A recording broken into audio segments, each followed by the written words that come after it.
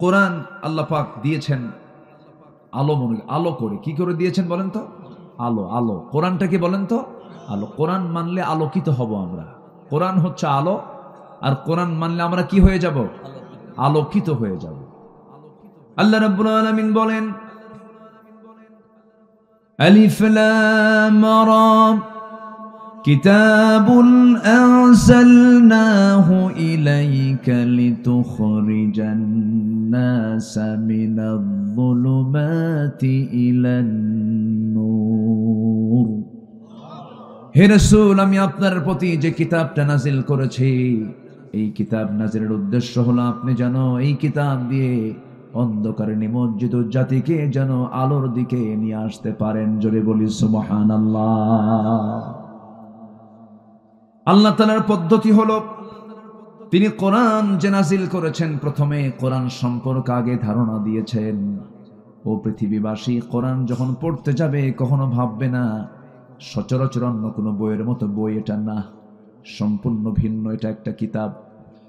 এই সূরার শুরুতে আল্লাহ রাব্বুল আলামিন আগেই কিতাবের ব্যাপারে বলছেন, আলিফ লাম মিম রা তিলকা আয়াতুল কিতাবি ওয়াল্লাযী উনজিলা ইলাইকা মির রাব্বিকাল হক ওয়ালাকিন্না আকসারান নাসি লা ইয়ালামুন।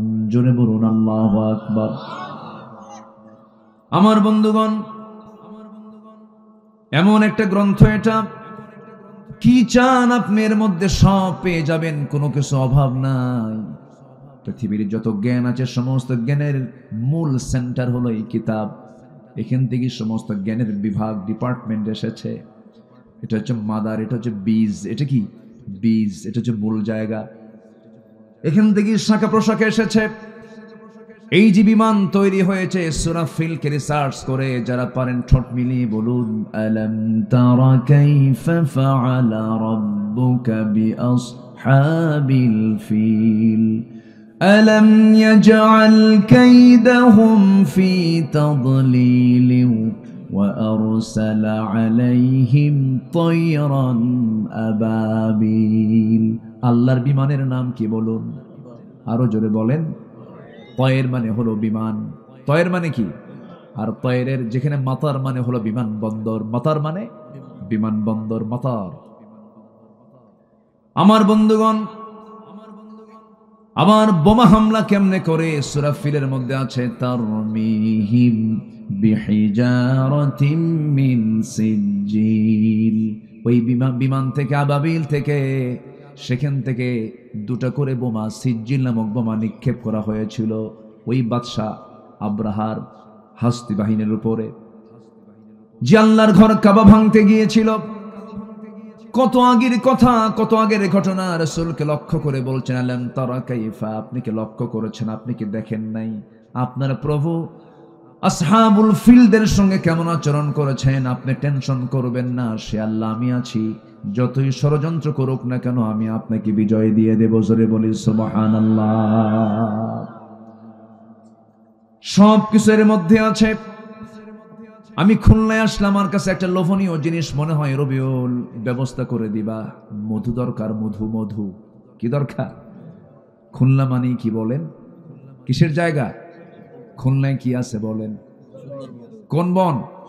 সুন্দরবন। গোটা পৃথিবীর আশ্চর্য যত জিনিস আছে দেখার মতো, সুন্দরবন হলো গোটা পৃথিবীর একটা সুন্দরতম জায়গা। যেরকম সুবহানাল্লাহ। হরিণ আছে, আছে না? বাঘ আছে। হরিণ আছে যেখানে, বাঘ আছে সেখানে। মিস জেনে হয় না এবছর। মধু, মধুটা হচ্ছে আমার আল্লাহ তাআলার স্পেশাল ওষুধ কোম্পানি। সুবহানাল্লাহ বলবেন না? আর এই ওষুধ কোম্পানির ডিপার্টমেন্ট আল্লাহ কোনো মানুষকে দেন নাই, দিয়েছেন হলো একটা ছোট্ট প্রাণী যার মুখে হুল ফুটায়। কি নাম? মৌ মাছি। সব মাছি না, কিন্তু কিছু কিছু মাছি পায়খানাতে পড়ে, ওগুলো না। আমরা হব মৌমাছি। জোরে বলি ইনশাআল্লাহ। আমরা কি মাছি হব?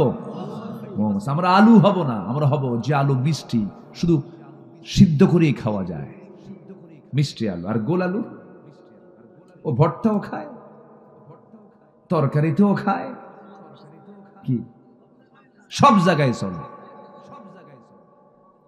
গোল আলু হওয়া যাবে না, আমরা মিষ্টি আলু হব, মাছি হব না, আমরা মৌমাছি হব। জোরে বলি ইনশাআল্লাহ।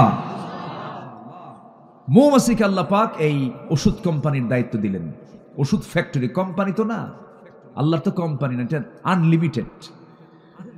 দেখেন আমার আল্লাহ আমাকে কত ভালোবাসেন। দেখেন রোগ দিয়েছেন কে? তিনি কি ওষুধ দিতে পারেন না? ওষুধও দিয়েছেন তিনি, ওষুধও তিনি। এমন কোন রোগ নাই যে রোগের ঔষধ নাই। আল্লাহু আকবার বলেন। যদি মানুষ এই ওষুধগুলোকে নষ্ট না করতো, কোন ওষুধ লাগতো না তো। আমার বন্ধুগণ, প্রসঙ্গ যখন চলে এলো একটু মনোযোগ সহকারে সবাই শুনুন।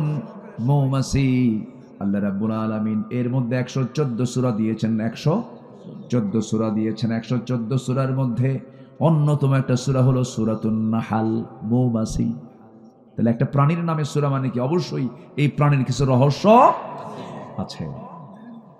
আচ্ছা, আমার আলোচনায় কি কষ্ট হচ্ছে নাকি আপনাদের? অনেকে আবার গরম কিছু শুনতে আসে, হুজুর একটু হাসিনাকে গালি দেন। সে তো চলেই গেছে, ওরে নিয়ে এত কথা বলার দরকার আছে নাকি? কিছু কিছু জায়গায় সে খালি গরম, জিহাদি আছে না, এরকম আছে না? আছে, এত বলার দরকার নাই তো। আমরা এতটুকু শুধু বলি, যারা এগুলো করেছেন অপকর্মগুলো, আলেমদেরকে যারা মেরেছেন, জেল খাটিয়েছেন, তওবা করে ফিরে আসেন, আমরা মাফ করে দেব। কিন্তু ষড়যন্ত্র করবেন, হুল ফুটায় দেব। কিন্তু এখন সুযোগ আমাদের। ওরা এতদিন তালিকা করেছে, এখন আমাদের তালিকা করার সময় এসেছে। আমরা আপনাদের চরিত্র নিয়ে চলি না, আমাদের দিল এত ছোট না। আমার নবীজি মক্কা বিজয়ের দিন তিনি বললেন, সবাইকে মাফ করলাম, 17 জন মাফ হবে না।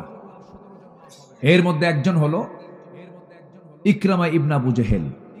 আবু জেহেলের ছেলে ইকরামা, সে সব যুদ্ধে নবীর বিরুদ্ধে অংশগ্রহণ করেছে। রাসূল ওকে মাফ করবেন, ওকে শেষ করবা তোমরা। রাসূল বলে দিলেন, আমার দেশেও কিছু ক্ষমার অযোগ্য কিছু আসামি আছে, ওদের কোনো ক্ষমা নাই।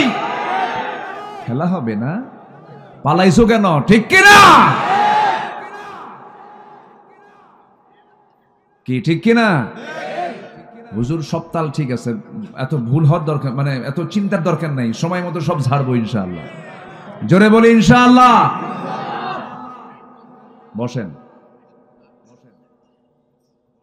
ওরা আমাদেরকে মেরে ফেললো, আর আমরা কিছু কথা বলতে পারবো না? কি কথা বলার দরকার আছে না নাই? সম্মানিত ভাইয়েরা,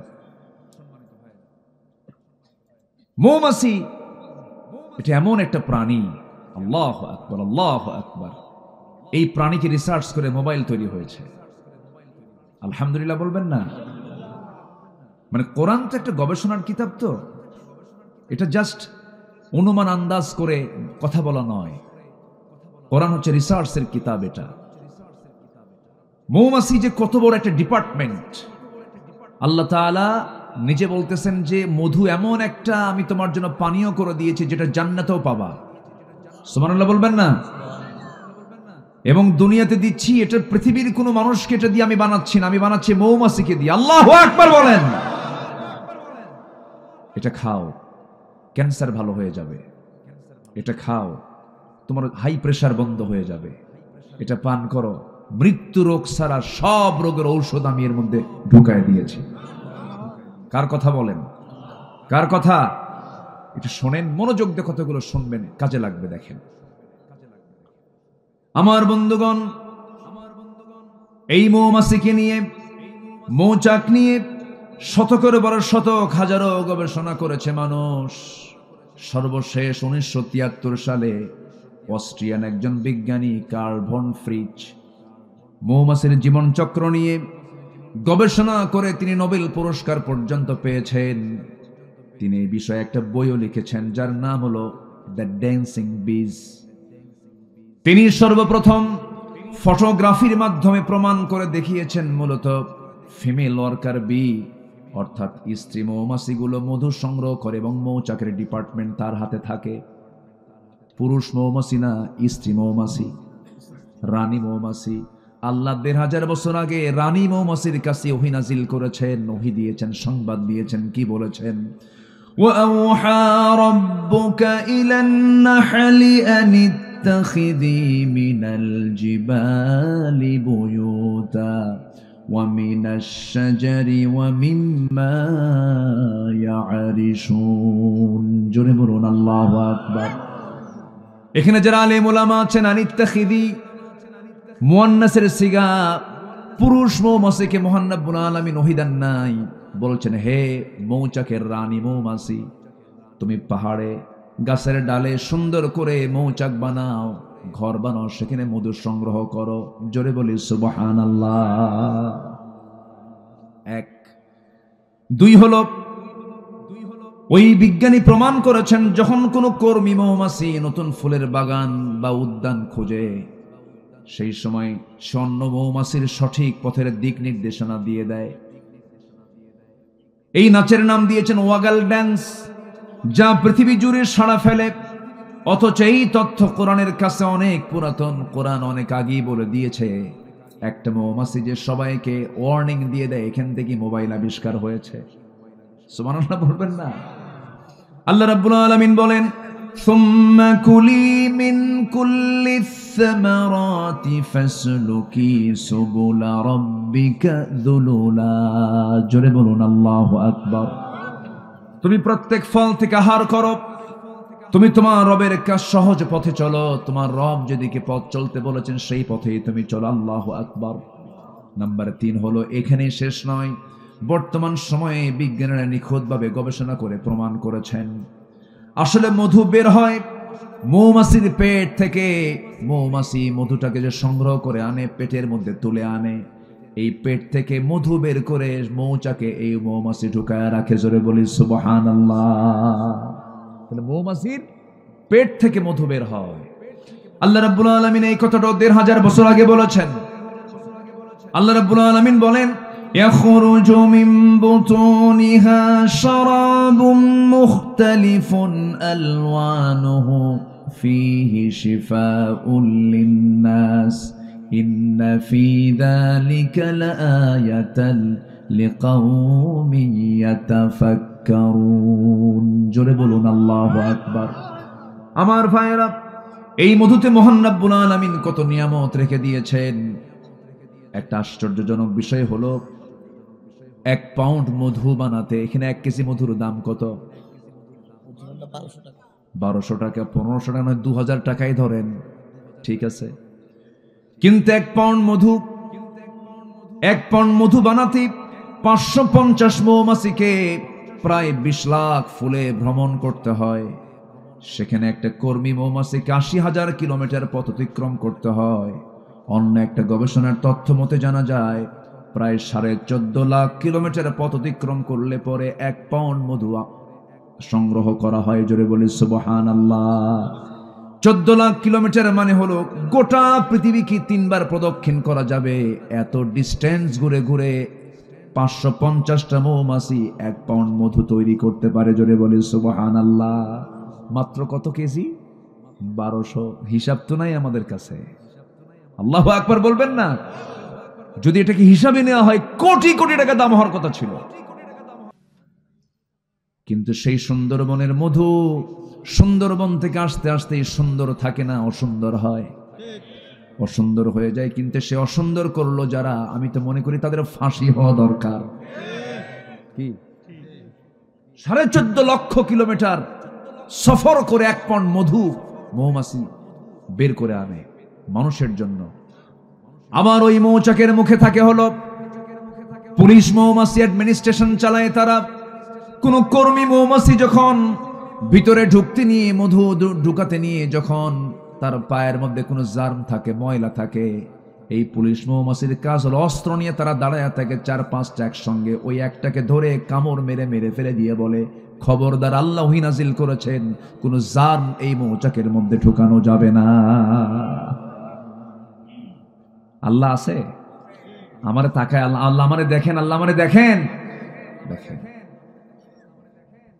আমার বন্ধুগণ, আবার এই মৌচাকের ভিতরে পরিমিত তাপমাত্রা থাকতে হবে। স্বাভাবিক তাপমাত্রা থাকলে পরে মৌমাছিগুলো মধুগুলো ঠিক থাকবে, নচেত নষ্ট হয়ে যাবে। এর একটা মেজারমেন্ট আছে, 35 ডিগ্রি সেলসিয়াস। কত? এখানে আমরা এখন তাপমাত্রা কত দেখো তো মোবাইলে, কত ধরেন এখন আছে হয়তো বা 18 থেকে 20 ডিগ্রি সেলসিয়াস তাপমাত্রা আমরা আছি। এই সময় কোন মৌচাকের ওই মধুগুলো সংরক্ষণ করার জন্য যদি এরকম কম তাপমাত্রা থাকে, সেই সময় ওই মৌমাছিগুলো ব্যস্ত হয়ে পড়ে। কেমন করে ব্যস্ত হয়? যদি কমে যায় 30 ডিগ্রিতে যদি নেমে আসে, তখন মৌমাছিগুলো সবাই একত্রিত হয়ে তাদের ডানাগুলো ঝাঁপিয়ে তাপমাত্রা বৃদ্ধি করে। আবার যদি কখনো তাপমাত্রা বেড়ে যায়, সেই সময় ওই পাখাগুলোকে উল্টা দিকে ডানা ঝাপটায় মৌচাকের তাপমাত্রা ঠান্ডা করে। জোরে বলে সুবহানাল্লাহ। এই সেই রব যিনি এরকম করে প্রত্যেকটা জায়গায় আমার আপনার খেদমতের জন্য সব কিছু নিয়োজিত রেখেছেন। জোরে বলি সুবহানাল্লাহ। বাড়ির গাভীর দিকে তাকায় দেখেন, গাভী কি খায়? ঘাস। গাভী কি খায়? ঘাস। এটাকে প্রসেস করে সাদা দুধ কে বানায় দেন? আসতে বলে কে বানায় দেন? খাইতো হুঁশ পাই না, খাইতো কিন্তু হুঁশ পাই না। আমার বন্ধুগণ, সেই মহান রব্বুল আলামিন বলছেন, বান্দা বিবেকহীন হইস না, আমারে ভুলে যাস না। সবাইকে ভুলে গেলে ও তোর লস হবে না, কিন্তু আমাকে ভুলে গেলে তোর মহা লস হয়ে যাবে। দুনিয়ার কাউকে ভুলে গেলে কোনো যায় আসে না কে বলেছে আমার আপন বাবা, কে বলেছে মা বলেছে আপন, কে বলেছেন ভাই বলেছে আপন, কে বলেছে ভাই আপন, কেউ তো আমার আপন না। সন্তান আমার আপন না, এখন মরে যাব, সব আমার জন্য পর হয়ে যাবে। কিন্তু যিনি কখন আমার আপন থেকে দূরে যাবেন না, যিনি আমাকে ছেড়ে যাবেন না, যিনি আমাকে ভুলে যাবেন না, যিনি আমাকে কখনো ভুলতে পারেন না, তিনি আমার কে? জোরে বলেন, তিনি আমার কে? কিন্তু আমরা বড় অকৃতজ্ঞ, আমরা আল্লাহকেই ভুলে থাকি সবার আগে। আল্লাহকে ভুলে থাকি বলে ওজনে কম দেই, আল্লাহকে ভুলে থাকি বলি আমরা আইল ঠেলাঠেলি করি, আল্লাহকে ভুলে থাকি বলে আমরা বাজে কথা বলি, আল্লাহকে ভুলে থাকি বলে আমরা বেফাস কথাবার্তা বলি, আমরা আল্লাহকে ভুলে যাই বলি আমরা ওয়াদা ভঙ্গ করি, আল্লাহকে ভুলে যাই বলি আমরা হারাম কাজে নিজেকে জড়িয়ে ফেলি। কিন্তু আমার বন্ধুগণ, কারো চোখ ফাঁকি দিতে পারলেও কিন্তু একজনের চোখ ফাঁকি দেওয়া যায় না, তিনি আমার কে? আল্লাহ রাব্বুল আলামিন বলেন, ও বান্দা তুমি আমাকে ভুলবা কেমনে, আমাকে ফাঁকি দিবা কেমনে? وَيَعْلَمُ خَائِنَةَ الْأَعْيُنِ وَمَا تُخْفِي الصُّدُورُ। তোমার চক্ষু কি খেয়ানত করলো, তোমার অন্তরে তুমি কি দানা বেঁধেছো, কি চিন্তা করতেছো, পৃথিবীর কেউ না জানলেও আমার আল্লাহর কুদরত সঙ্গে সঙ্গে তা জেনে যায়। জোরে বলে সুবহানাল্লাহ। অতএব আমরা স্মরণ করব সবচেয়ে বেশি কাকে? আসতে বলবেন না, কাকে? আমার বন্ধুগণ, হয়তো দেখতে একটু সাদা দেখা যায় মানুষকে, কিছু মানুষকে কালো দেখা যায়, কিন্তু চামড়ার নিচে সব ভিন্ন রকম না একরকম। আজ থেকে ভিন্ন রকম না একরকম। দেখেন না রবিউল কত দেখতে সুন্দর, একদম ইউসুফ আলাইহিস সালামের মতো চেহারা, তাই না? কি সুন্দর চেহারা, বলি আলহামদুলিল্লাহ।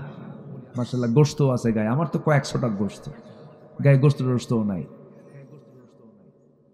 কিন্তু আমরা যা দেখি বাইরে একটু সুন্দর দেখা যায়, সুন্দর চামড়া, কিন্তু আল্লাহ রাব্বুল আলামিন সব সমান করে দিয়েছেন। চেহারা বাহ্যিক ভাবে এরকম হয়তো একটু কম বেশি করেছেন, কিন্তু আল্লাহর সৃষ্টি সবই সুন্দর। আমার এক বন্ধু খুব সুন্দর চেহারা ছিল, তার বউটা কালো। শুনেছি বউটা নাকি তার কালো। বললাম, বন্ধু এত সুন্দর চেহারার তুমি লোক, তোমার বউটা নাকি কালো? বন্ধু তুমি বুঝবে না, আমার চোখে দারুণ সুন্দর। আলহামদুলিল্লাহ বলবেন না? আমার চোখে দারুণ সুন্দর। আমি সৌদি আরবে বছর 10 আগে মদিনা মসজিদ নববীর সামনে, রাসূলের রওজার সামনে আমি হাঁটতেছি একা একা, নবীর কবর দেখছি আর হাঁটতেছি। রাসূল আমার আলো আশা, রাসূল আমার ভালোবাসা, রাসূল আমার প্রেম বিরহের মূল আলোচনা, রাসূল আমার কাজে কর্মে অনুপ্রেরণা। রাসূলকে স্বপ্নে দেখবেন ভাই? দেখতে রাজি আছেন? সবাইকে দেখতে রাজি আছেন? অবশ্যই দেখবেন, অবশ্যই দেখবেন। একটু ভাবতে হবে, একটু কি করতে হবে? ভাবতে হবে। ভাবলেই দেখা যায়, ভাবলেই দেখা যায়, দরুদ পড়লেই দেখা যায়।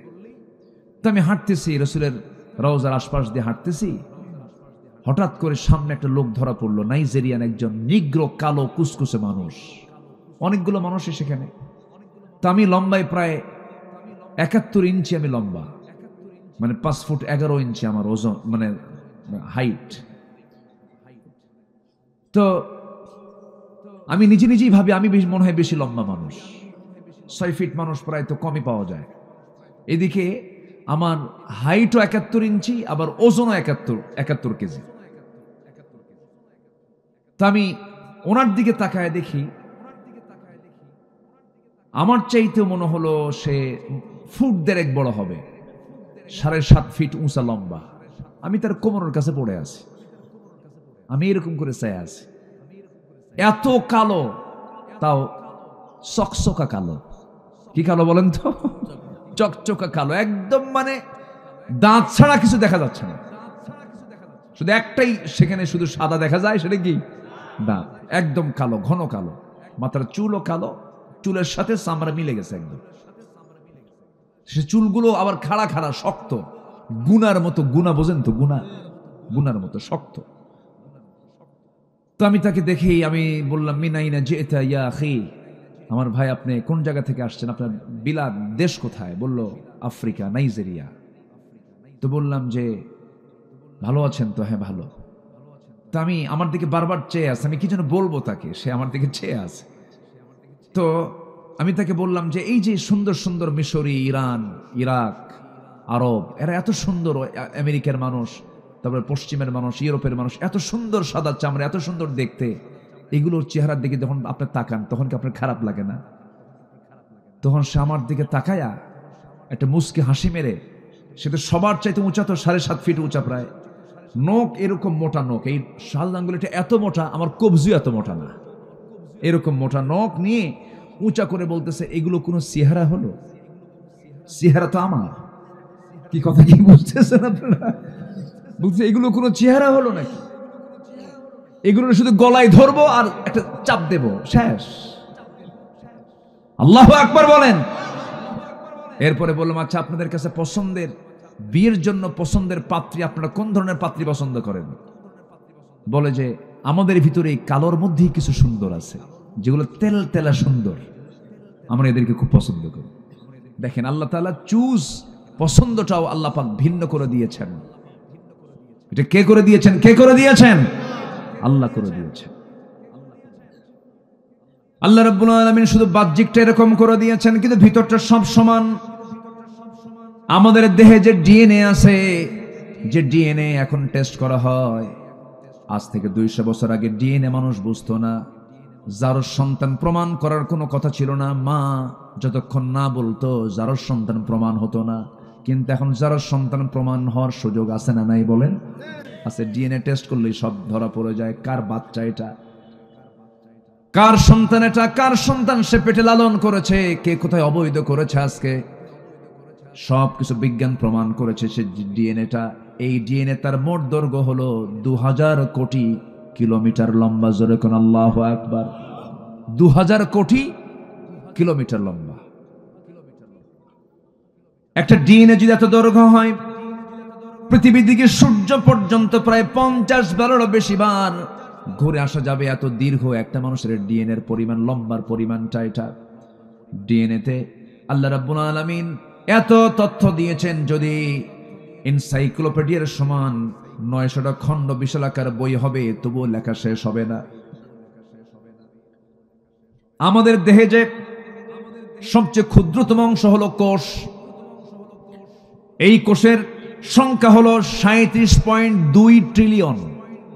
কেউ তো আল্লাহু আকবার বললেন না। মানব দেহ কোষের সংখ্যা হলো 37.2 ট্রিলিয়ন একটা মানুষের। সেন্সরি রিসেপ্টর আছে হলো 110 মিলিয়ন। লোহিত রক্তকণিকা আরবিসি আছে হলো 30 ট্রিলিয়ন। শুধুমাত্র মস্তিষ্কের নিউরন সংখ্যা হলো 100 বিলিয়ন। আল্লাহু আকবার বলেন। কয় মানুষের কথা বলতেছি? এক মানুষ। শুধু চামড়ার নিচের অংশ, কিন্তু এগুলো চামড়ার নিচের অংশ। অসমান না সমান? সমান। মানুষের দেহে যে রক্ত আছে, এই রক্তের আবার ভেসেল আছে, ব্লাড ভেসেল আছে। সেই ব্লাড ভেসেলটা হলো 42 বিলিয়ন, যা 97,000 কিলোমিটার লম্বা, মাত্র 3 হাত 3 ফিট। তার দিয়া ইয়ারফোন, সেই ইয়ারফোনের তারের ইয়ারফোন যদি পকেটে রেখে দেন কিছুক্ষণ পর কয়েকটা প্যাঁচ লাগে। অথচ আল্লাহ রাব্বুল আলামিন একটা দেহের মধ্যে 97,000 কিলোমিটার লম্বা ব্লাড ভেসেল রেখে দিয়েছেন, কোনোদিন সেই ভেসেলের মধ্যে কোনো প্যাঁচ লাগলো না। জোরে বলি সুবহানাল্লাহ। কে করেছেন? আসতে বলবেন না, কে করেছেন বলেন? আল্লাহ করেছেন। আল্লাহ বলছেন আমাকে চেনার জন্য বান্দা কমন সেন্স নিয়ে আসো, বিবেকহীন হইও না। তোমার মাথা থেকে পা পর্যন্ত তুমি দেখো, কারো অবদান এখানে চুল পরিমাণ নাই, সম্পূর্ণ অবদান একমাত্র তিনি কে। আল্লাহ বলছেন বান্দারে তুমি বিবেকবান হও। বিবেকবানের কিছু বৈশিষ্ট্য আমি তোমাকে শেখায় দিচ্ছি, বান্দা শুনে রাখো। আল্লাহ রাব্বুল আলামিন সুন্দর করে বলছেন, কি সুন্দর করে তিনি জানাচ্ছেন। আল্লাহ রাব্বুল আলামিন বলছেন أفمن يعلم أنما أنزل إليك من ربك الحق كمن هو أعمى إنما يتذكر أولو الألباب। জোরে বলুন আল্লাহু আকবার। উলুল আলবাব কারা? নাম্বার 1 হলো الذين يوفون بعهد الله ولا ينقضون الميثاق। নাম্বার 1 হলো বিবেকবান মানুষ তারাই যারা কখনো ওয়াদা ভঙ্গ করে না। কি ভঙ্গ করে না বলেন? 1 নাম্বার ওয়াদা আমরা করেছি কার কাছে? আসতে বলুন কার কাছে? দুনিয়াতে না, রুহের জগতে। বলেন কোথায় কোথায় কোথায়? মনে আছে আপনাদের? মনে আছে? কই মনে আছে আপনাদের? কি ঘুমাচ্ছেন নাকি আপনারা? মনে আছে? মনে নাই? মনে নাই তো। রুহের জগতে আপনি যে বলছেন হ্যাঁ তুমি আমার রব, মনে আছে আপনাদের? মনে তো নাই, আবার হ্যাঁ করেন কেন? মনে নাই তো। মনে আছে তোমার? আচ্ছা, আমারও তো মনে নাই। এই যে মার দুধ খাইছেন, মনে আছে কারো? মনে আছে? কেমনে মনে থাকবে? 2 বছরে মনে থাকে? আচ্ছা, মার পেটে 10 মাস ছিলাম, মনে আছে কার কার? হাত তোলেন। ওই যে তুলছে একজন, মার পেটে ছিল, হাত তুলছে, মনে আছে?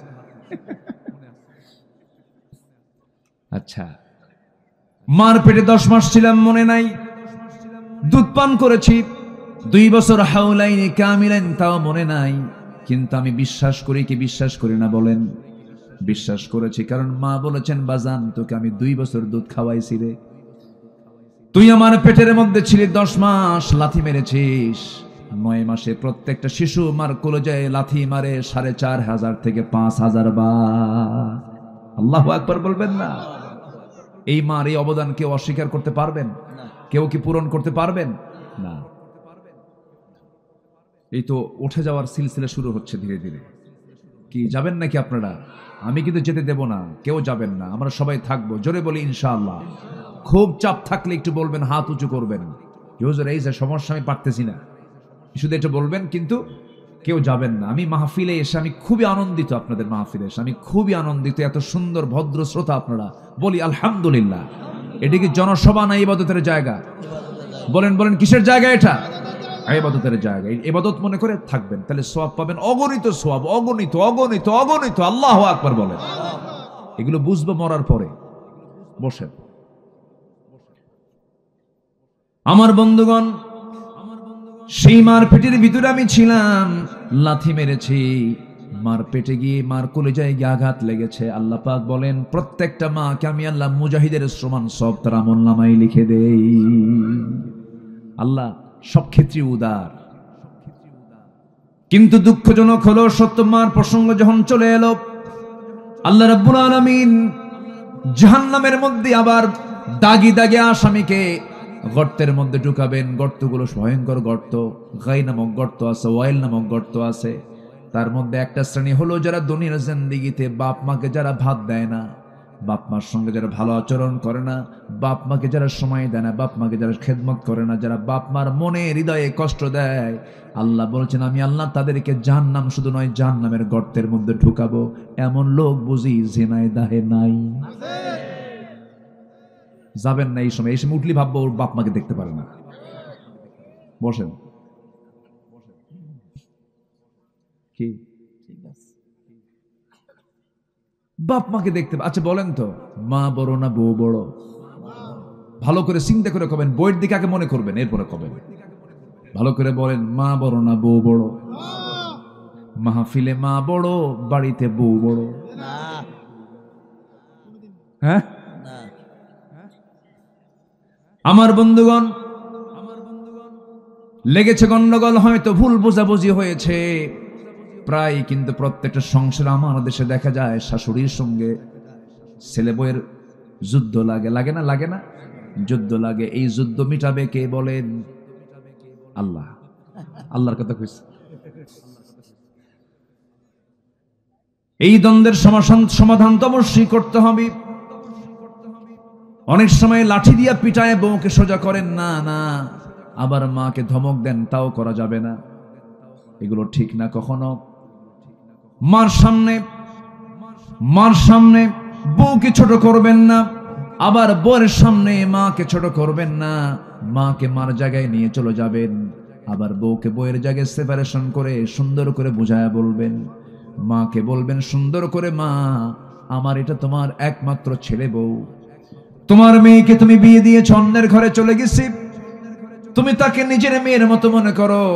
আবার বউটাকে বলবেন, আমার বউ, মা তো বুড়ি হয়ে গেছে, কয়েকদিন পর মরেই যাবে, আমি তার পেটে ছিলাম, তোমার কত প্রাণপ্রিয় স্বামী আমি, দয়া করে আমার মার সঙ্গে তুমি খারাপ আচরণ করতে যেও না।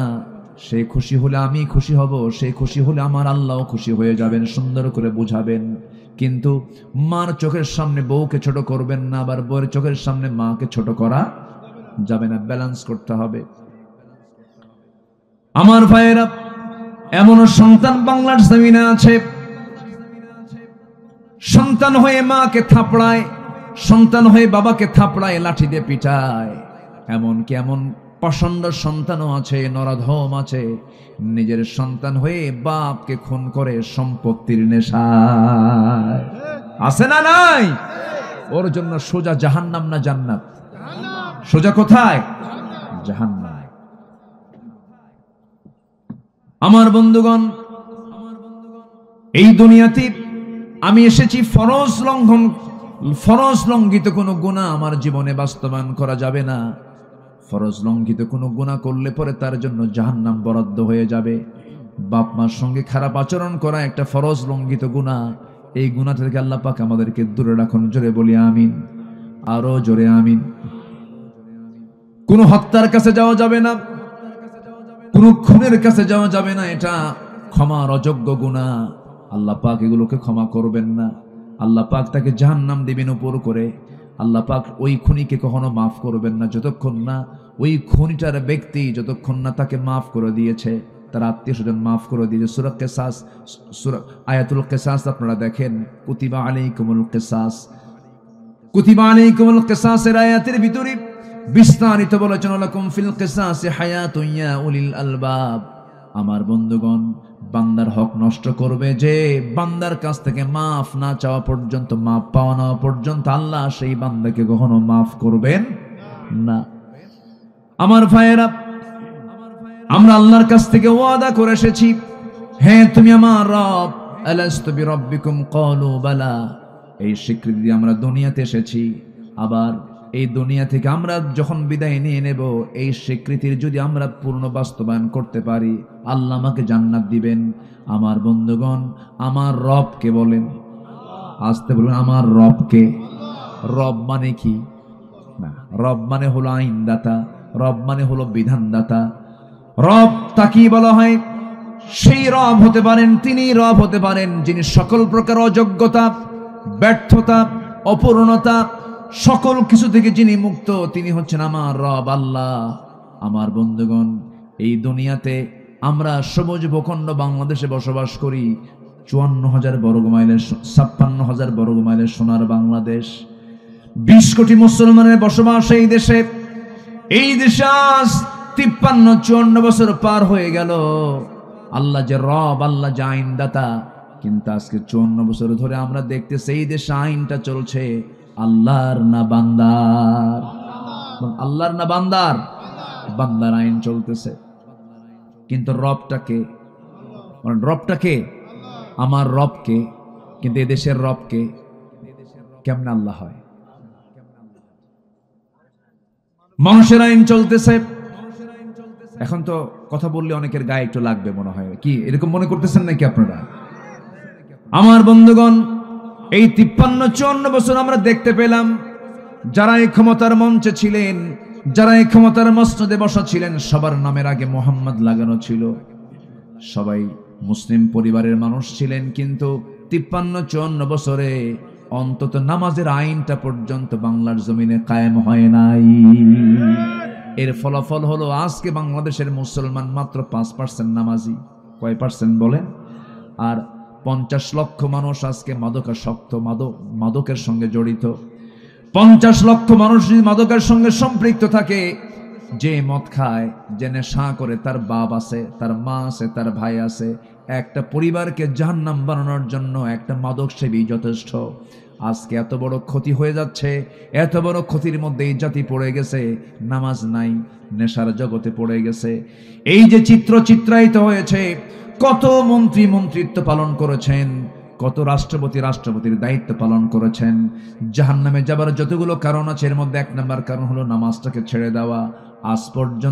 আজ পর্যন্ত জাতিকে নামাজ 5 ওয়াক্ত পড়াতে পারে নাই। সব তো দেখা শেষ করলাম, সব দেখা শেষ করেছে, আমরা আর দেখতে চাই না। কেউ চালিয়েছে 25 বছর, কেউ চালিয়েছে 16 বছর, কেউ চালিয়েছে 9 বছর, মাঝখান দিয়া কেয়ারটেকার গভর্নমেন্টটা কয়েক বছর। সব দেখা শেষ। আগামীর দেশ আমরা দেখতে চাই কোরআনের দেশ। রাজি আছেন কারা কারা? হাত উঁচু করে দেখান মুসলমান।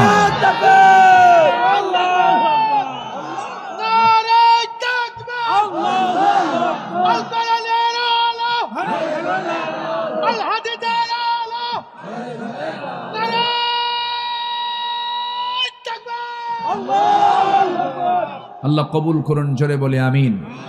একটু পিছনে বসেন, হ্যাঁ, জোরে বলি আল্লাহুম্মা আমিন। তাহলে আগে, সবার আগে আমরা কার ওয়াদা পূরণ করব? আসতে বলবেন না, কার ওয়াদা পূরণ করব? আল্লাহ বলেছেন, আমি কি তোমার রব নই? আলাস্তু বিরাব্বিকুম, আমি বলেছি ক্বালু বালা, হ্যাঁ তুমি আমার রব। কিন্তু আজান শুনলে মসজিদে যাই না কেন? কি কথা কি বুঝতেছেন? সবাই কি নামাজ পড়তে রাজি আছেন? সবাই কি নামাজ পড়তে রাজি আছেন? কয় ওয়াক্ত নামাজ? কয় ওয়াক্ত নামাজ? এটা হাত তুলে দেখানো যাবে কি? জোরে বলি ইয়া আল্লাহ, আরো জোরে ইয়া আল্লাহ। আমাদেরকে 5 ওয়াক্ত সালাত আদায় করার তৌফিক তুমি আল্লাহ দিয়া দাও। জোরে বলি আমিন, আরো জোরে আমিন। হাত নামান। বউ যদি নামাজ না পড়ে কি করবেন? বউ যদি নামাজ না পড়ে কি করবেন?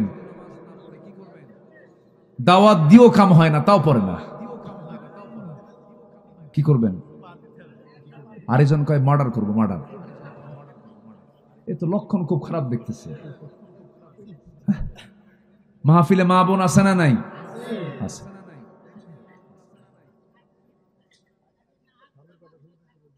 ওই যে দেখছেন মুরব্বী ফাইন কথা বলছে, যদি না শোনে একদম বাপের বাড়ি পাঠায় দেবো, যা। সুন্দর কথা। জি চাচা, চাচা চাচি নামাজ পড়ে তো? আপনারটা পড়ে তো নামাজ নাকি? হ্যাঁ, মরে গিয়েছে।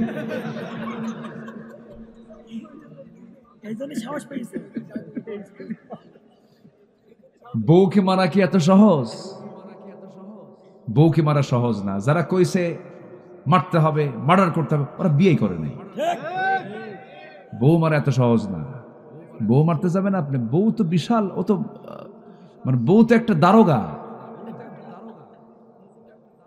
রাস্তায় চলছেন বউকে সাথে নিয়ে, যদি আপনার নজর যদি কোনো মহিলার দিকে যায় আর ও যদি টের পায় একবার আপনি চেয়েছিলেন কয়েক সেকেন্ড, জাহান্নাম শুরু হবে, জাহান্নাম।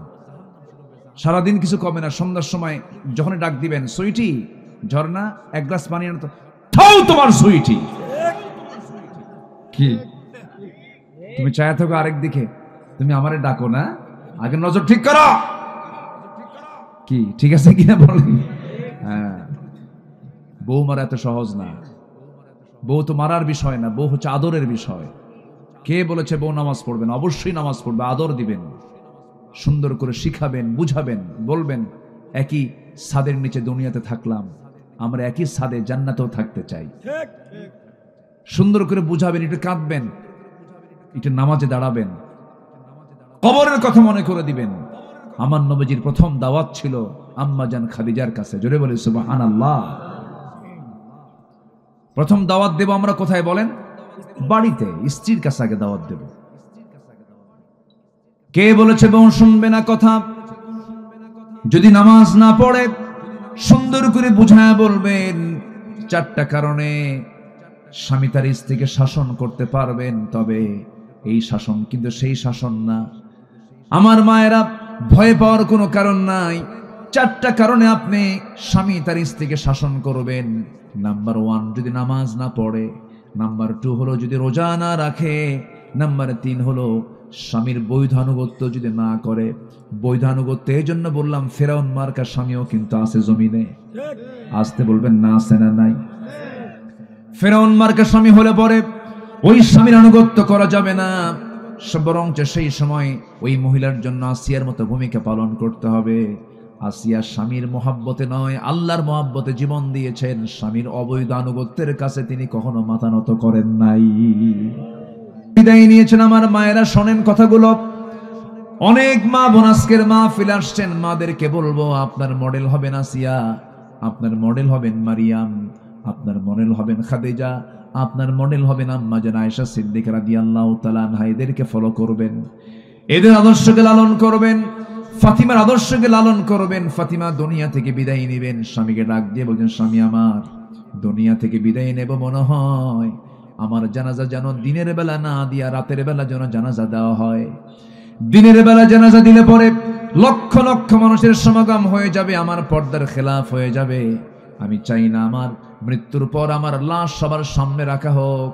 আমি কতটুকুন লম্বা, কতটুকুন মোটা চিকন, এটা মানুষ অনুমান করবে, আমার পর্দার খেলাফ হয়ে যাবে। রাতের বেলা কয়েকজনকে ডাক দিয়ে আমার জানাজার কাফন দাফন করে দিবেন। ফাতিমা দুনিয়া থেকে বিদায় নিলেন আমার নবীর ইন্তেকালের মাত্র 6 মাস পরে। অল্প বয়সে তিনি দুনিয়া থেকে বিদায় নিয়েছেন। এর মূল কারণ ছিল শিব আবু তালেবের না খায়া খায়া পেটের নাড়িগুলো শুকে গিয়েছিল, দুরারোগ্য রোগে আক্রান্ত হয়ে পড়েছিলেন। ফাতিমা যখন দুনিয়া থেকে বিদায় নিলেন, আবু যার গিফারি একজন পাগল সাহাবী, নবীর প্রেমের পাগল সাহাবী, নবীর পরিবারের পাগল সাহাবী। আবু যার গিফারি রাতের বেলা স্বপ্নের মধ্যে দেখতে পেলেন নবীজি তাকে বলছেন, আবু যর, আমার কলিজার টুকরা ফাতিমা নাই, ফাতিমার জন্য সুন্দর করে তার কবরের ব্যবস্থা করো, জানাজার আয়োজন করো। রাতের বেলা কেউ জানে না। আবু যার গিফারি রাদিয়াল্লাহু তাআলা আনহু আলী রাদিয়াল্লাহু আনহুর বাড়িতে এসে দরজায় কড়া নেড়ে বলছেন, ভাই আলী, দরজা খোলো। তুমি আমাকে সংবাদ দাও নাই, কিন্তু রাসূল আমাকে সংবাদ দিয়ে জানিয়ে দিয়েছেন ফাতিমার দুনিয়াতে নাই। রাসূল জানিয়ে দিয়েছেন আমি যাচ্ছি কবর খনন করতে, তুমি সব আয়োজন সম্পন্ন করো। কবর খনন করতে গেছেন বেশি জন না, কয়েকজনকে জানানো হয়েছে রাতের বেলায় কাফন দাফন হয়ে যাবে। জানাজা পড়াচ্ছেন সাইয়েদনা আলী, স্বামী তারা জানাজা পড়াচ্ছেন। ওইদিকে কবর খনন করতে গেছেন আবু যার গিফারি, কবরকে লক্ষ্য করে বলছেন, কবর রে, আজকে তোর মধ্যে আমি যাকে রাখতেছি কলিজার টুকরা হাসান হুসাইনের মা, বিশ্বনবীর কলিজার টুকরা ফাতিমা, খাতুনে জান্নাত ফাতিমা, কবরদার কবর তুই এই ব্যক্তিটার সঙ্গে, এই নারীর সঙ্গে কখনো অসম্মানজনক আচরণ করবি না। আবেগ আপ্লুত হয়ে কথাগুলো বলছিলেন। সিরাত গ্রন্থে আসছে এই জাতীয় কথা যখন তিনি বলতেছিলেন, উনি ভাবতেই পারেন না কবর থেকে কোন আওয়াজ আসবে। এই কথা বলে তিনি কাঁদতে কাঁদতে তিনি কবর থেকে উঠতেছেন, ভিতর থেকে একটা আওয়াজ আসলো, আবু যার রে, তুমি এতক্ষণ ধরে যে সমস্ত কথাগুলো বললে এই সমস্ত কথাগুলো কবরে চলবে না, এখানে লাগবে হচ্ছে আমল। কি লাগবে বলেন? আমল লাগবে। আমল যদি ভালো হয়, আমল যদি ভালো হয়, আমল যদি নেক হয়, কোনো সমস্যা নাই, কবর সে শান্তির জান্নাতের ফ্লেভার পেয়ে যাবে। আর আমল যদি খারাপ হয়, পৃথিবীর এক প্রান্তের মাটি অপর প্রান্তে চলে যাবে, অপর প্রান্তের মাটি অপর প্রান্তে চলে গিয়ে রক্ত হাড় মাংসগুলোকে সব মাটির সঙ্গে একাকার করে দেওয়া হবে। এই জায়গায় আমল ছাড়া কোনো কিছু চলে না। আল্লাহু আকবার। আবু যার গিফারি ওই যে তিনি ওই কবর থেকে উঠে দাঁড়িয়ে ওই যে সংসারে বিরাগী হয়ে পড়েছিলেন, জীবনের সংসার জীবনে ফিরতে পারেন নাই, তিনি আল্লাহর জিকির করতে করতে দুনিয়া থেকে বিদায় নিয়ে চলে গেছেন। আমার মায়েরা এজন্য সেই ফাতিমার মতো, সেই খাদিজার মতো, সেই আসিয়ার মতো জীবন যাপন আপনাকে শিখতে হবে, করতে হবে। আসিয়া আলাইহিস সালাতু ওয়াস সালাম দুনিয়া থেকে বিদায় নিচ্ছেন। স্বামী এসে বলতেছে, আসিয়া শুনলাম তুমি নাকি কালেমা পড়েছো। তিনি বলেন, কালেমা আপনি শুনবেন কেন? আপনি দেখেন লা ইলাহা ইল্লাল্লাহ।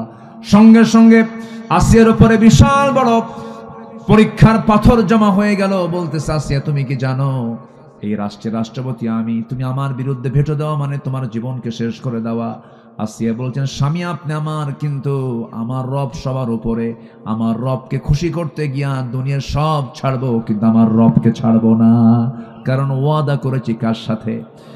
আল্লাহ পাক বলছেন, আল্লাযীনা ইউফুনা বিআহদিল্লাহ, যারা আল্লাহর সঙ্গে যারা ওয়াদা পূর্ণ করবে তারা হচ্ছে উলুল আলবাব, তারা হচ্ছে বিবেকবান। জোরে বলি আল্লাহু আকবার।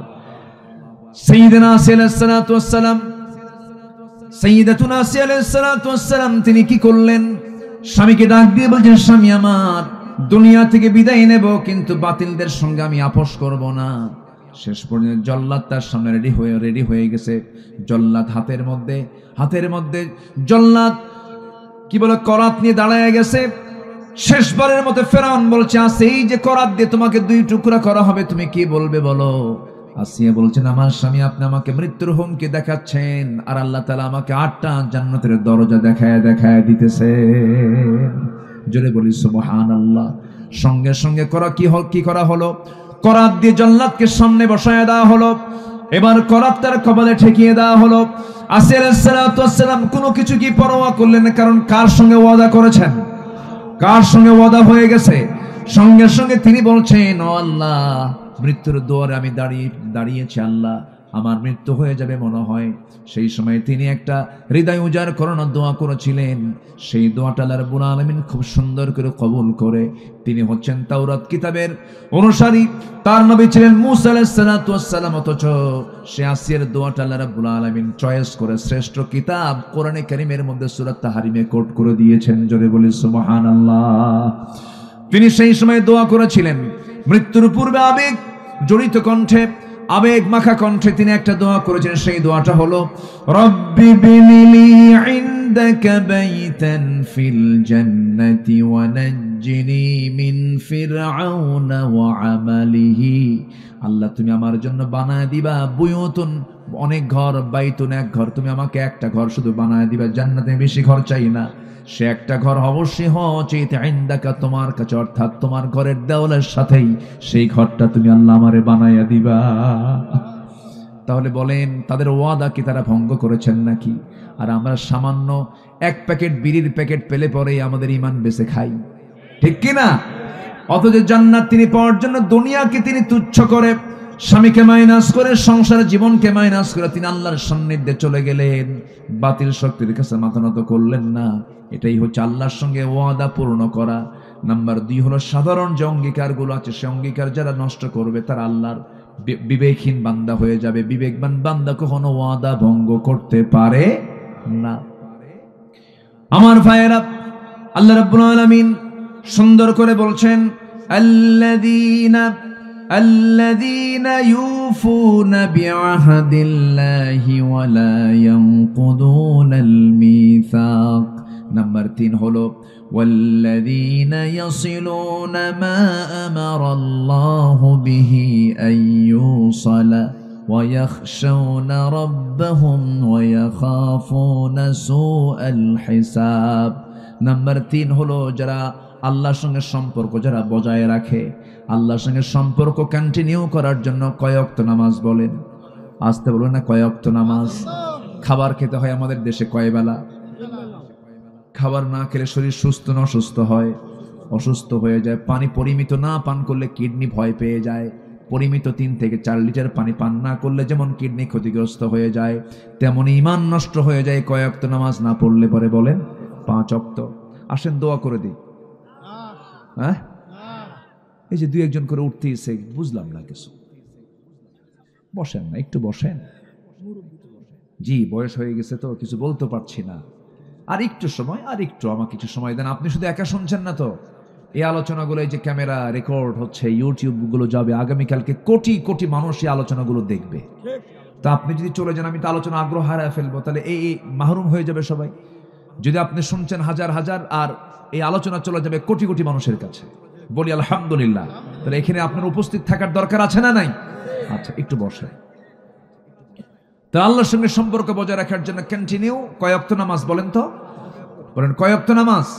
5 ওয়াক্ত নামাজ। নামাজ তো পড়বই আমরা। নাম্বার 4 হলো আল্লাহকে ভয় করব। আল্লাহকে যদি ভয়ের মতো ভয় করতে পারি, আমার দ্বারা কোনোদিন সগীরা গুনাহ হতে পারে না।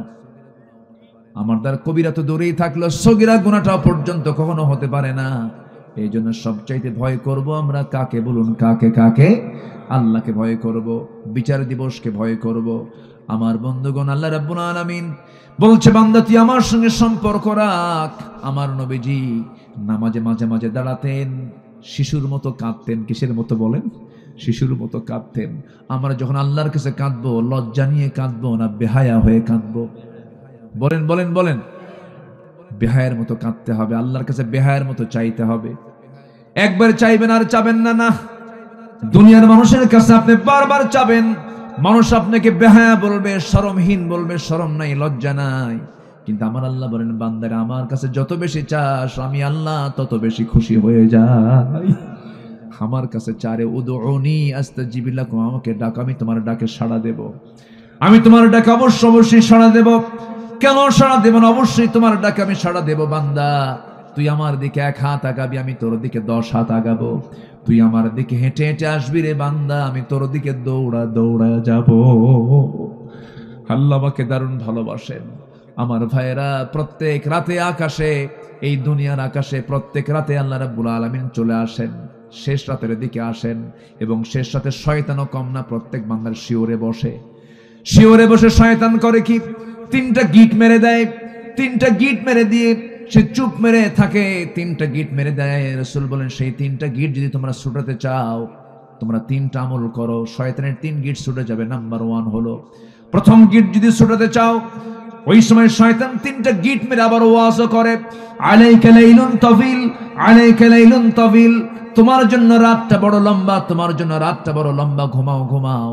ওই সময় যদি বান্দা সেই শয়তানের ওয়াজটাকে যদি গ্রহণ না করে, যদি ঘুম থেকে যদি তার পিঠটাকে সরায় নিয়ে যদি বসে পড়ে, ঘুম থেকে উঠে যে বসে পড়লো, শয়তানের একটা গিট ছুটে গেল।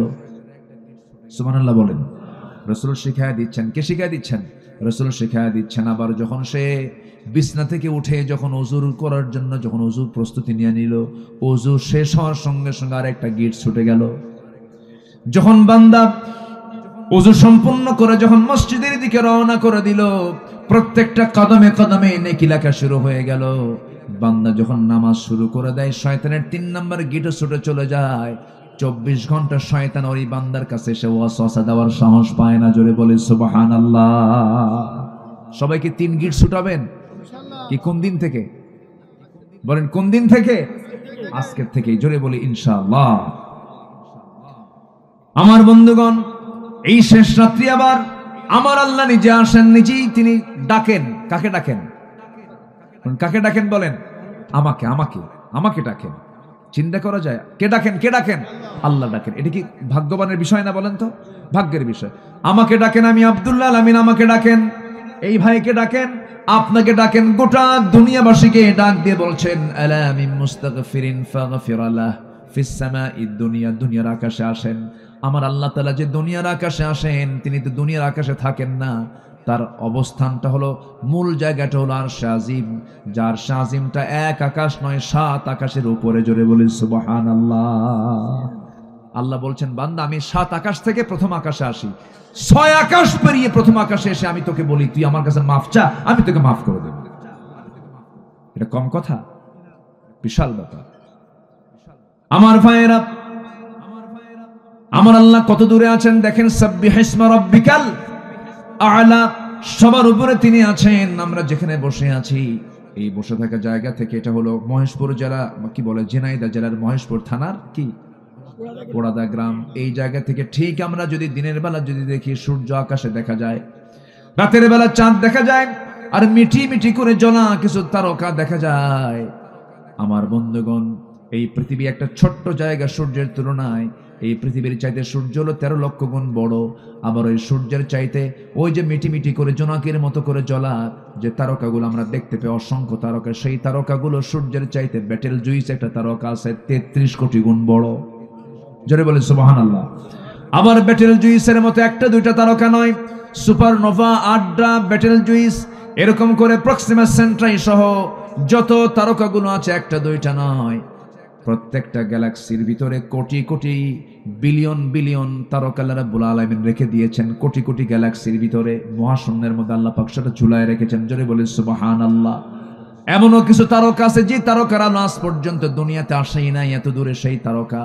আমার বন্ধুগণ, মানুষ সূর্যের কাছে যেতে পারবে না, কারণ সূর্যের তাপমাত্রার কাছে মানুষ জ্বলে পুড়ে ছারখার হয়ে যাবে। চাঁদের দেশে মানুষ গেছে, চাঁদের কোনো তাপ নাই, এই জন্য চাঁদের দেশে মানুষ যেতে পেরেছে। ওই চাঁদের দেশে সফর করলো মানুষ, মঙ্গল গ্রহে গেছে মানুষ। কিন্তু মানুষ যদি চিন্তা করে চাঁদ দেখলাম, মঙ্গল গ্রহ দেখলাম, একটু আমরা তারকার দেশে যাব, তারকা তারও দূরে। পৃথিবীর সবচেয়ে নিকটবর্তী তারকার নাম হলো প্রক্সিমা সেন্ট্রাই। প্রক্সিমা সেন্ট্রাই যদি কেউ যেতে চায়, দুনিয়ার কোনো যানবাহনে চড়ে যেতে পারবে না, তবে চেষ্টা করলে করতে পারে নভোযান দিয়া। পৃথিবীর সবচেয়ে লেটেস্ট নভোযান হলো অ্যাপোলো 11, যার ঘন্টার গতি হলো 39,000 কিলোমিটার। 39,000 কিলোমিটার মানুষ বানাইছে এই সমস্ত নভোযানগুলো। ওই নভোযানে যদি চড়ে যদি রওনা দিয়ে দেয়, ওই প্রক্সিমা সেন্ট্রাই নামক পৃথিবীর সবচেয়ে নিকটবর্তী তারকার দেশে তারা যেতে সময় লাগবে ঘন্টা 39,000 কিলোমিটার বেগে। সময় লেগে যাবে 1,15,000 বছর মাত্র। যাবেন কারা কারা? হাত তোলেন। কি কথা কি বুঝতেছেন আপনারা? আমি আজকে মনে হয় একটু আপনাদের কষ্ট দিচ্ছি বেশি না? আমি খুব ডিপ আলোচনায় আজকে চলে গেছি। আমি আজকে সায়েন্স নিয়ে, বিজ্ঞান নিয়ে কথা বলতেছি। কি আপনারা কি কষ্ট পাচ্ছেন নাকি আপনারা? তাহলে বলেন তো, আমি বাঁচবো কয়দিন? 60 থেকে 70, 80 বছর। আর 39,000 কিলোমিটার বেগে ওই তারকার দেশ, পৃথিবীর সবচেয়ে নিকটবর্তী তারকার দেশে যেতে সময় লাগতেছে হলো 1,14,000 বছর। আল্লাহু আকবার বলেন। 1,14,000 বছর যদি সময় লেগে যায় এই ছোট্ট এই পৃথিবীর সবচেয়ে নিকটবর্তী তারকার দেশে, আপনি আসমান পাবেন কোন দিন? আল্লাহ বলতেছে, বান্দা আমি দুনিয়ার আকাশে এসে আমি তোকে মাফ করার জন্য দাঁড়ায় থাকি। আল্লাহু আকবার বলেন। এবং আল্লাহ আবার নিজে বলছেন, আল্লাহ বলছেন, বান্দা তুই যদি তোর দিলটা যদি 5 ওয়াক্ত নামাজের জন্য যদি মসজিদে ঝুলায় রাখিস, আমি তোকে আমার আরশে আসিমের ছায়ায় তোকে জায়গা দিয়ে দেব। কোন যানবাহনে যাবেন? দুনিয়ার কোন যানবাহনে যাওয়া সম্ভব? আমাকে সুন্দর করে ফ্লাইটে চড়ে আরশে আসিমের ছায়ায় জায়গা করে দিবেন। তিনি আমার কে? আরো জোরে বলেন, তিনি আমার কে? নামাজকে ছাড়বো না ধরবো? নামাজকে ছাড়বো না ধরবো? আপনার গ্রামকে আপনি মানসিকতায় নিয়ে আসেন। আপনার গ্রামে কারা নামাজ পড়ে না তাদেরকে তালিকা করবেন। কারা পর্দায় থাকে না, কোন ঘর থেকে? যুবকরা তোমরা মাথায় নাও, তোমাদের হাতে আগামীর বাংলাদেশ, ঠিক কিনা? তোমরা মাত্র 35 মিনিট সময় দিয়ে ভাঙ্গা হেলিকপ্টারে দিল্লি পাঠায় দিছো, ঠিক কিনা? আগামীর বাংলাদেশ তোমরাই গড়বে। তোমরা সিদ্ধান্ত নাও, তোমার গ্রামের কোন মহিলা বোরকা ছাড়া বের হয়? ওই গ্রামের ওই বাড়ির মুরব্বীকে বলো, এই গ্রামে বসবাস করতে হলে বোরকা ছাড়া বের হওয়া যাবে না। তা'মুরুনা বিল মা'রুফ ওয়া তানহাউনা আনিল মুনকার। এরপরে তোমার গ্রামের মাতব্বর যদি নামাজ না পড়ে, বলবা আপনি নামাজ ধরেন, মাতব্বরি টিকে রাখেন। একবার দুবার তিনবার বলার পরও যদি সে নামাজ না পড়ে বিড়ি খায়, এরকম যদি মাতব্বর হয়, চরিত্রহীন হয়, একদম ধমক দিয়ে বলবে আপনার মাতব্বরি ছুটায় দিলাম, বেনামাজির কোনো মাতব্বরি চলবে না আমাদের গ্রামে, ঠিক কিনা? বাস এরকম করে সতর্ক হও। 64,000 গ্রামকে তোমরা ঠিক করে ফেলো। আগামীর বাংলাদেশ কোরআনের বাংলাদেশ হয়ে যাবে ইনশাআল্লাহ। আল্লাহ কবুল করেন, জোরে বলি আমিন। কষ্ট পাচ্ছেন মনে হয়? বিবেকবান কারা? 9টা বৈশিষ্ট্য আছে যার ভিতরে। কয়টা বৈশিষ্ট্য বলেন? আমি কেবল 4টা বলেছি, আরো 5টা আছে। নুরু, ওয়াজ কি শেষ না শুরু?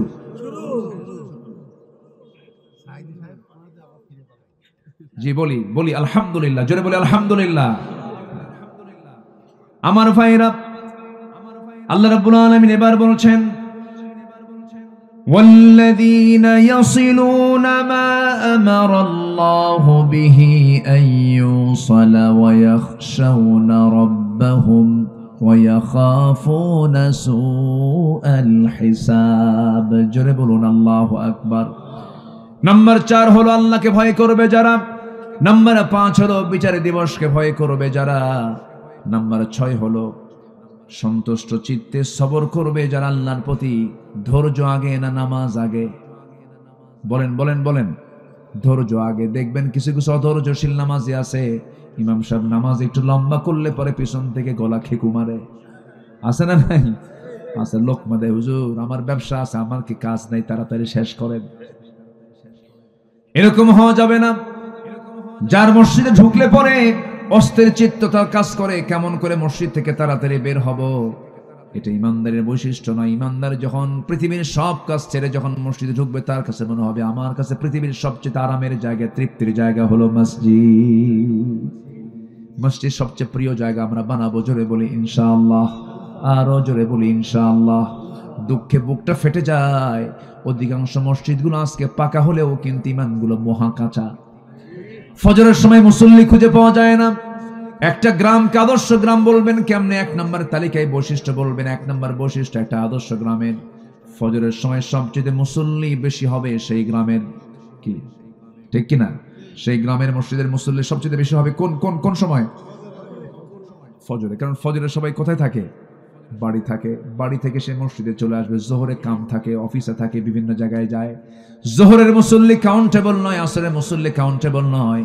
এই জন্য রাসূল বলেছেন, যে ব্যক্তি ফজর নামাজ এবং এশার নামাজ বা জামাতে পড়বে, আল্লাহ রাব্বুল আলামিন গোটা রাত কিয়ামুল লাইলের সমান সওয়াব তার আমলনামায় দিয়ে দিবেন। বাড়ি থেকে নামাজ পড়বা না, জামাতে পড়বা না, দেখো আমি কি অফার দিয়ে দিলাম। আল্লাহু আকবার বলেন। গোটা রাত নামাজের সওয়াব পাবো আমরা কখন? বলেন ফজর এবং এশার নামাজ কোথায় গিয়ে? জামাতে গিয়ে নামাজ পড়বো। জোরে বলি ইনশাআল্লাহ। জামাতে নামাজ পড়তে হবে। জামাতে নামাজ পড়ার জন্য রাসূল তাকিদ দিয়েছেন। আমার নবীজির কাছে এক অন্ধ সাহাবী এসে বলছে, হুজুর আমি অন্ধ মানুষ, চোখে দেখি না, আমি কি জামাতে নামাজ পড়বো নাকি? রাসূল বললেন, তুমি কি একা একা যেতে পারো নাকি? হ্যাঁ যেতে পারি। রাসূল বলেন, তবু তুমি জামাত ছাড়বে না, তবু জামাতে নামাজ পড়বা। জোরে কোন সুবহানাল্লাহ। আমার বন্ধুগণ, সবর থাকতে হবে, ধৈর্য থাকতে হবে। ধৈর্য আবার 3 প্রকার।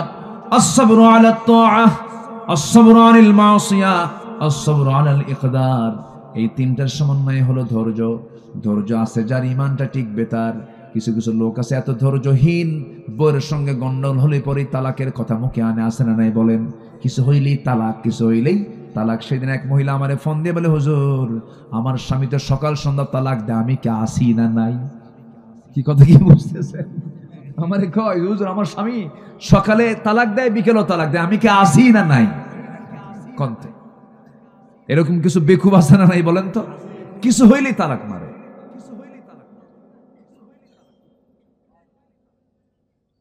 অসংখ্য পরিবার আছে আমার দেশে, স্বামী স্ত্রীর পরিচয় দিয়ে তারা সংসার চালাচ্ছে, কিন্তু নিয়মিত তাদের জেনা হচ্ছে, কারণ বহু আগেই তালাক হয়ে গেছে। আছে না? আসতে বলবেন না, আছে না নাই? এটা কি ধৈর্য না অধৈর্য? বলেন অধৈর্য। অধৈর্য থাকবে যার, তার মধ্যে ইমান টিকবে না, ইমান টলমল হবে, ইমানটা হেরে যাবে, ভেঙে যাবে। এই জন্য ধৈর্যের পরিচয় আমরা দেব। ইমানদার হবে ধৈর্যের পিরামিড। ইমানদার কি হবে? ধৈর্যের পিরামিড হবে। ইমানদারের কথা হবে ধৈর্যশীলের কথা। ইমানদারের চলাফেরা হবে, ইমানদারের সমস্ত কিছু হবে সম্পূর্ণ ব্যতিক্রম। ইমানদার ব্যক্তি হবে পৃথিবীর মধ্যে সবচেয়ে শ্রেষ্ঠ ভালো বান্দা। তাদের আচরণ হবে শ্রেষ্ঠ, তাদের কথা হবে শ্রেষ্ঠ, তাদের সব হবে ব্যক্তিত্ব সম্পূর্ণ তারা হবে। ব্যক্তিত্বহীন কখনো ইমানদার হতে পারে না। ঠিক কিনা আমার ভাইয়েরা? নাম্বার 7 হলো আল্লাহ রাব্বুল আলামিন বলেন, ওয়াল্লাযীনা সাবারু ইবতিগাআ ওয়াজহি রাব্বিহিম ওয়া আকামুস সালাতা ওয়া আনফাকু মিম্মা রাযাকনাহুম সিররান ওয়া আলানিয়াতান ওয়া ইয়াদরাউনা বিল হাসানাতিস সাইয়্যাতা উলাইকা লাহুম উকবাত দার। জোরে বলুন আল্লাহু আকবার। নাম্বার 7 হলো যারা নামাজ কায়েম করবে।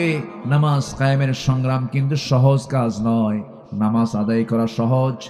আপনাকে আমেরিকার প্রেসিডেন্টও আপনাকে মানা করবে না নামাজ পড়তে। ইংল্যান্ডও আপনাকে নামাজ পড়তে মানা করবে না। নরেন্দ্র মোদী আপনাকে নামাজ পড়তে বাধা দেবে না। কিন্তু আপনি যখন বলবেন এই ভূখণ্ডে আমি নামাজ কায়েম করতে চাই, নামাজ কায়েমের সংগ্রাম করতে চাই, তখন আপনাকে জঙ্গির মামলা দিয়ে আপনাকে জেলখানায় ঢুকাবে। ঠিক কিনা? 16 বছর তারা করেছে এমন কিছু। এই 16 বছর তারা দেশ শাসন করেছে। শাসন না শোষণ? আসতে কবে না, শাসন না শোষণ? শান্তি না জুলুম? শান্তি না জুলুম? জুলুম করেছে, খাইছে বেশি, এত শোষণ করছে মশার মতো। কিছু কিছু মশা আছে দেখবেন বেহুশ হয় খাইতে নিয়ে। মশা আছে না, কিছু মশা আছে না, ওর কি হায়াত কমে না বাড়ে? বলেন বলেন, কমে যায়। যে বেশি খায় তার হায়াত কি কমে যায়। আর কিছু মশা আছে খুব স্ট্যান্ডার্ড, আপনি টের পাওয়ার কোনো কায়দাই নাই, এত সুন্দর করে খায়া চলে যায়, আপনি টেরই পান নাই। আপনি আছে না, এরকম আছে না? আচ্ছা, ওর অপারেটিং সিস্টেমটা খুব সুন্দর। মশা আপনার চামড়ায় যখন পড়ে তখন কিন্তু ডাইরেক্ট অ্যাকশনে যায় না, আগে মশাটা পড়ার পর আগে চামড়ার চতুর্পাশে যেখানে হুল ফোটাবে তার চতুর্পাশে অ্যানেস্থেসিয়া করে। অ্যানেস্থেসিয়া হচ্ছে মেডিকেলের ভাষায় হলো অবশ। কি করে? অবশ করে, অ্যানেস্থেসিয়া করে চতুর্দিকে অবশ বানায়। এরপর আস্তে আস্তে করে সে তার হুলটা ফুটায় দেয়, যেন রক্ত শোষণে যেন সলিমুদ্দিন না টের পায়। টের পাইলেই তো থাপ্পুর খাইলে শেষ হয়ে যাবে। কথা বোঝেন নাই? করে কি আস্তে করে হুলটা ফুটায় দেয়, আগে অবশ করে, হুল ফুটায় দিয়ে পরিমিত যদি খায় ভালো। আবার কিছু কিছু মশা আছে স্যাঁচরা, এমন খাওয়া খায় ওর গায়ের ওজনের ডাবল ওজন হয়ে যায়, আর উঠতেই পারে না। মানে ওই যে পাখা যে আছে, পাখার ধারণ ক্ষমতার বাইরে ওজন হয়ে গেছে, তখন আর পারে না, তখন ওখানে শীত হয়ে পড়ে। তো এই যে 16 বছর যারা ছিল, এরা বেশি খাওয়া রক্ত মশার মতো। ঠিক কিনা বলেন? খাইছে কম না খাইছে বেশি? খাইছে বেশি, মরছেও তাড়াতাড়ি। শেষ, একদম শেষ। কম করা করছে ওরা, আকাম কুকাম তো কম করে নাই। আল্লামা সাইদির মতো মানুষকেও তারা ছাড়ে নাই। জেলখানায় ছিলেন, আমরা তাও সান্ত্বনা নিয়েছিলাম যে উনি একদিন বের হবেন, এই বাগানে এসে কথা বলবেন। একটা আশা ছিল, একটা আশার সঞ্চার করেছিলাম আমরা। সব ফিরে আসলো, কিন্তু উনি আর ফিরলেন না। জেলখানা থেকে চিকিৎসার নাম করে একটা নাটক তৈরি করে দিল্লির প্রেসক্রিপশনে হসপিটালে ভর্তি করায়া তাকে পরিকল্পিতভাবে বিষ প্রয়োগ করে তাকে হত্যা করা হয়েছে। এই হত্যার বদলা আমাদের নিতে হবে। সে বদলা হলো এই জমিন আল্লাহর দিন কায়েম করা। ঠিক কিনা? তার 1000 বছরের লালিত স্বপ্ন এটাই ছিল, তার সারা জীবনের লালিত স্বপ্ন এটাই ছিল। সম্মানিত ভাইয়েরা, এবং সাথে সাথে এটাও জানিয়ে দিতে চাই, তার হত্যার সঙ্গে যে টিম জড়িত আছে তাদের অবিলম্বে গ্রেফতার করে চূড়ান্ত শাস্তি নিশ্চিত করা হোক। রাজি আছেন কারা কারা? হাত উঁচু করে দেখান।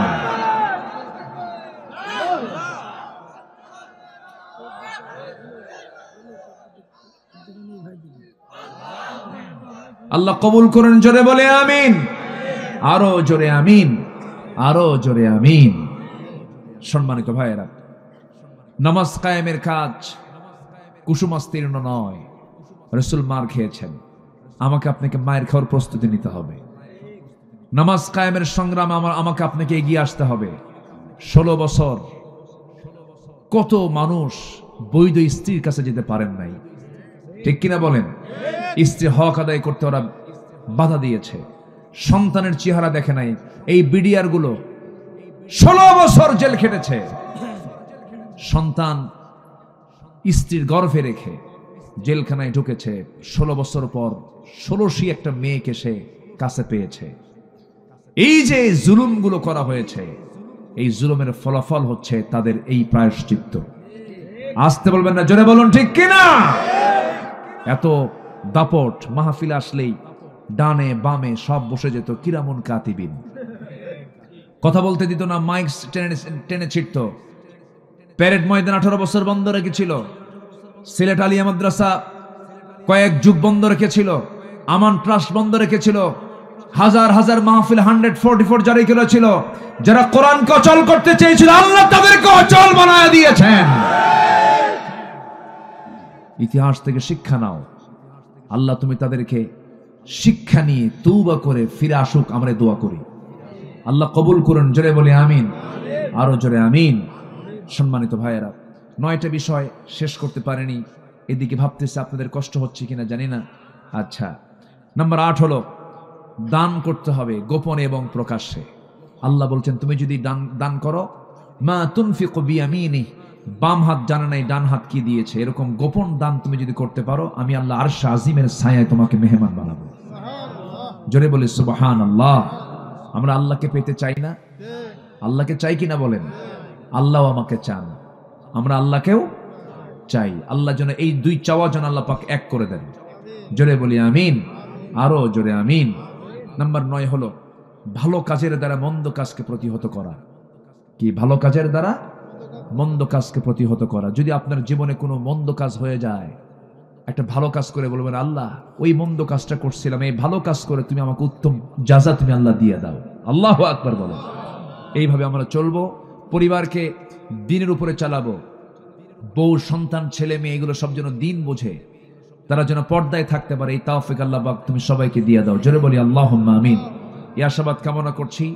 ধীরে ধীরে আমরা দোয়ার দিকে যাব। আমরা চাইবো কার কাছে বলেন তো? আসতে বলুন, চাইবো কার কাছে? আমরা আল্লাহর কাছে। নামাজের মতো করে বসি, আমরা তাশাহুদের সূরতে বসে যাই। আমরা আল্লাহর কাছে চাবো আল্লাহ যেন আমাদের গুনাহগুলোকে মাফ করে দেন। জি,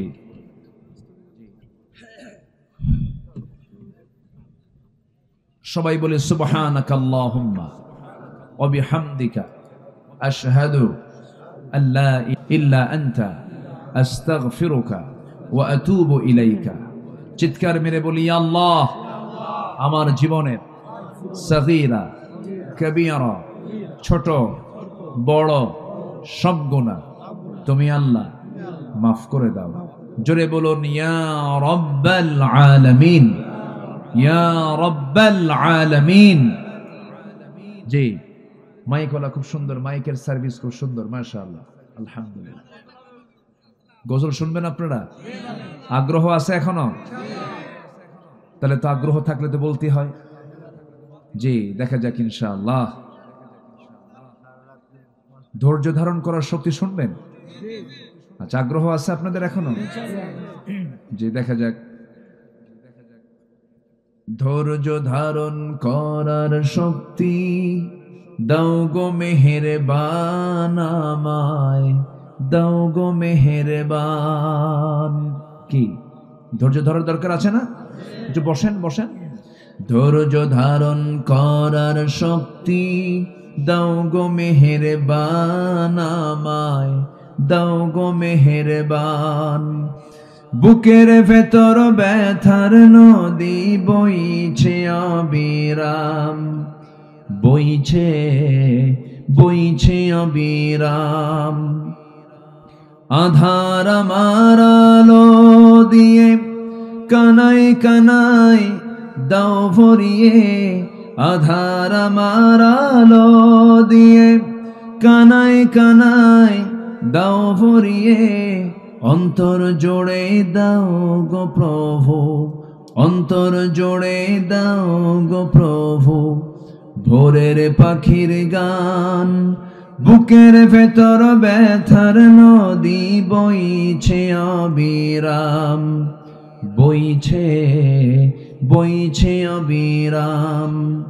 ফাগুন কেড়ে নেয়া চতর আষাঢ় করে দাও, গাছ গাছালির শীতল ছায়ায় জীবন ভরে দাও আমার, জীবন ভরে দাও।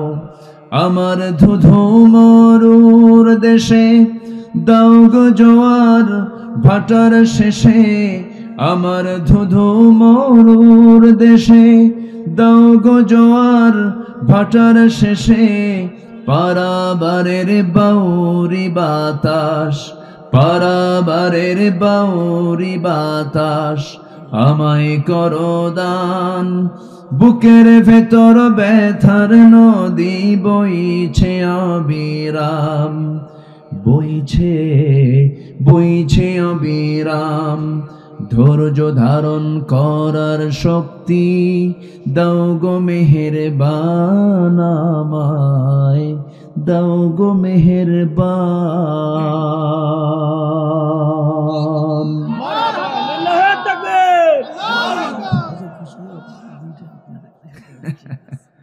আচ্ছা, আসুন আমরা কার কাছে চাবো? আমরা বলেন তো, আল্লাহর কাছে আমরা চাবো। আল্লাহ যেন আমাদের গুনাহগুলোকে মাফ করে দেন। আমি দোয়া চাই সবার কাছে, সবাইকে আমার জন্য দোয়া করবেন যে আসুন আমরা আল্লাহর কাছে চাই। জি, আল্লাহুম্মা আমিন। ربنا ظلمنا أنفسنا وإن لم تغفر لنا وترحمنا لنكونن من الخاسرين ربنا لا تزغ قلوبنا بعد إذ هديتنا وهب لنا من لدنك رحمة إنك أنت الوهاب। শীতের রাত, হাজার হাজার মুসলমান নর নারী নিয়ে তোমার কালামের 2-3টা আয়াতকে সামনে রেখে উলুল আলবাব কারা, বিবেকবান বান্দা তোমার দৃষ্টিতে কারা, এই বিষয়ে কিছু কথা বলেছি। গুনার বোঝা মাথায় লইয়া দুটো হাত ভিক্ষুকের মতো পেতে আছে আল্লাহ। গুনার দিকে নজর না দিয়া বান্দা মনে করে তামাম জিন্দেগির গুনাহগুলোকে মাফ করে দাও।